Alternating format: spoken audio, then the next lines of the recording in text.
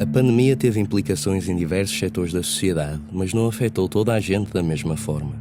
Se antes era difícil para os mais pobres, com a pandemia a vulnerabilidade sentida é ainda maior. As desigualdades aumentaram, com maior perda de rendimento e desemprego. A crise pandémica veio aumentar a pobreza e penalizar as famílias mais desfavorecidas.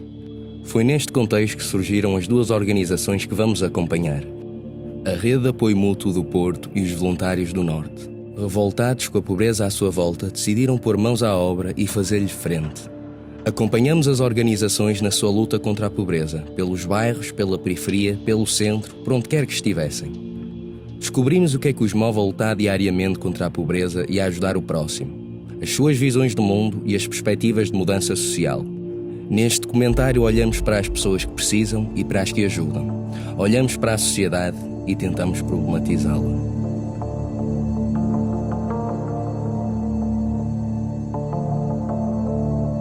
A Rede de Apoio Mútuo do Porto é um dos vários coletivos que compõem a Rede de Apoio Mútuo a nível nacional.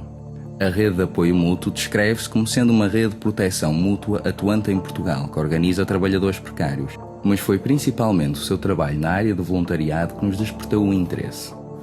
Foi no cenário pandémico que a RAM Porto começou. Com a pandemia, a pobreza aumentou. A RAM sublinha o aumento do número de pessoas em situação de sem-abrigo que ficaram sem muitos dos apoios que tinham.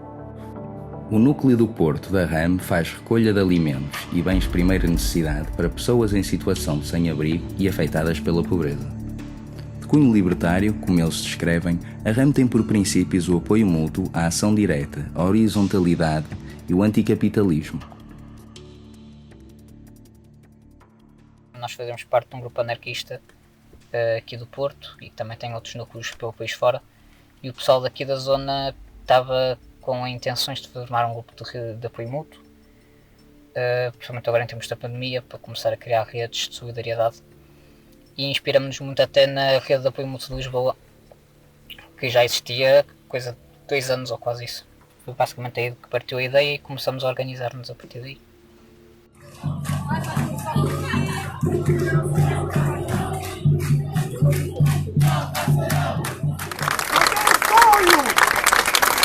Eu tenho um sonho!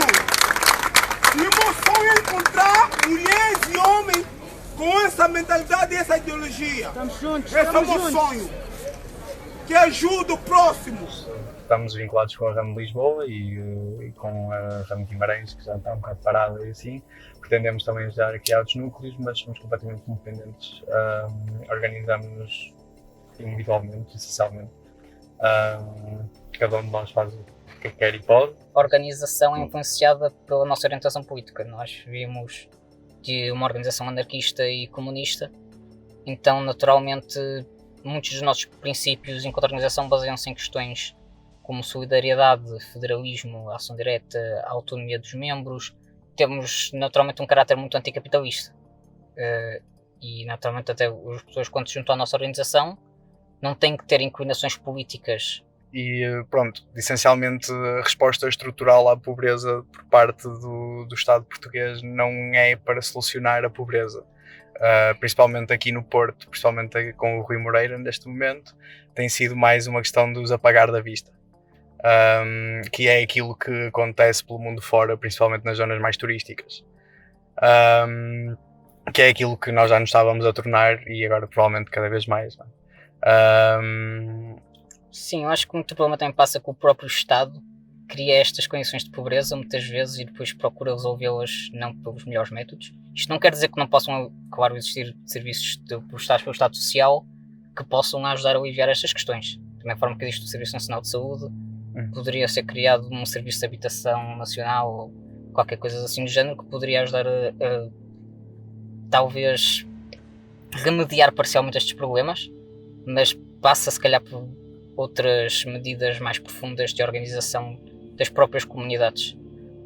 Acho que a resposta estrutural é sempre um bocado mais reativa do que proativa, e se o objetivo é fazer com que este tipo de questões deixe de acontecer, tem que ser tomada uma resposta proativa. A meu ver, pessoalmente, é a resposta a dar o poder às comunidades locais para poderem acolher todas essas pessoas e manter essas pessoas. Sim.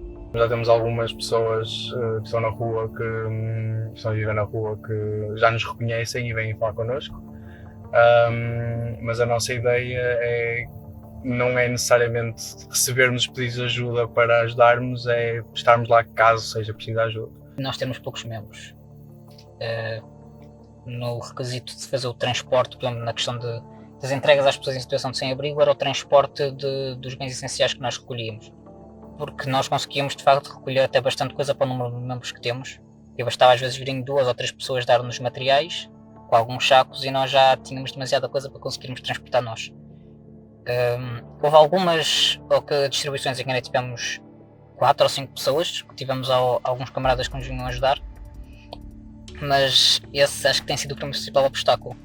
Outra dificuldade se calhar tem sido, nessa questão específica do sem-abrigo, localizar as pessoas que tínhamos que ajudar. Nós tínhamos um bocado uma ideia genérica de onde é que essas pessoas poderiam estar, onde é que as poderíamos ajudar, mas principalmente nas primeiras vezes nós fomos basicamente andando a procurar, a tentar perceber onde é que estas pessoas costumam estar, como é que as podemos ajudar e coisas assim do género.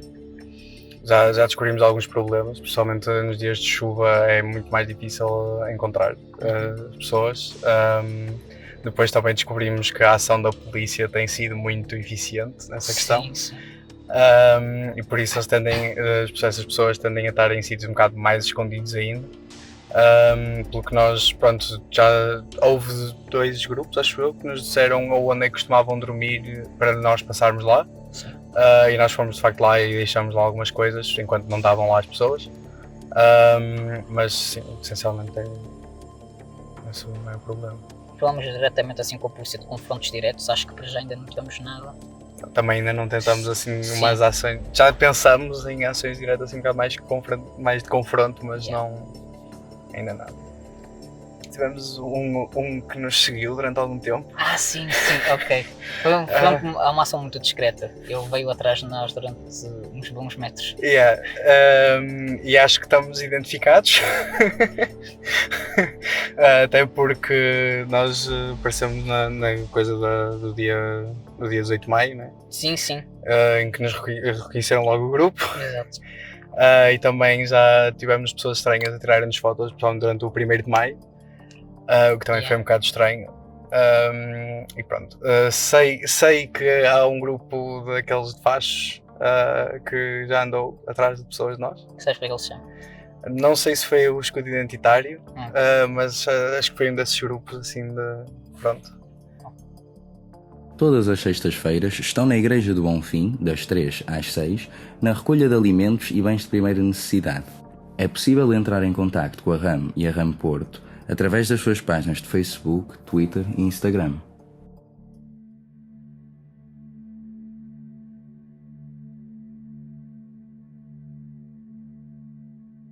Segundo o novo relatório Portugal Balanço Social 2020 da Universidade Nova de Lisboa sobre os efeitos da pandemia em Portugal, a crise pandémica veio aumentar a pobreza e está a penalizar mais as famílias desfavorecidas. O desemprego aumentou. Em setembro do ano passado havia mais 106 mil desempregados do que no mesmo período do ano anterior. Os mais jovens com a escolaridade básica e secundária e as mulheres foram os mais afetados. Entre janeiro e setembro houve um aumento de 12 mil beneficiários do rendimento social de inserção. Revela-se uma tendência de agravamento da situação de pobreza. E foi neste contexto que surgiram os Voluntários do Norte. Um grupo de amigos decidiu fazer frente à pobreza que viam aumentar. Os voluntários recolhem e distribuem bens pela população carenciada.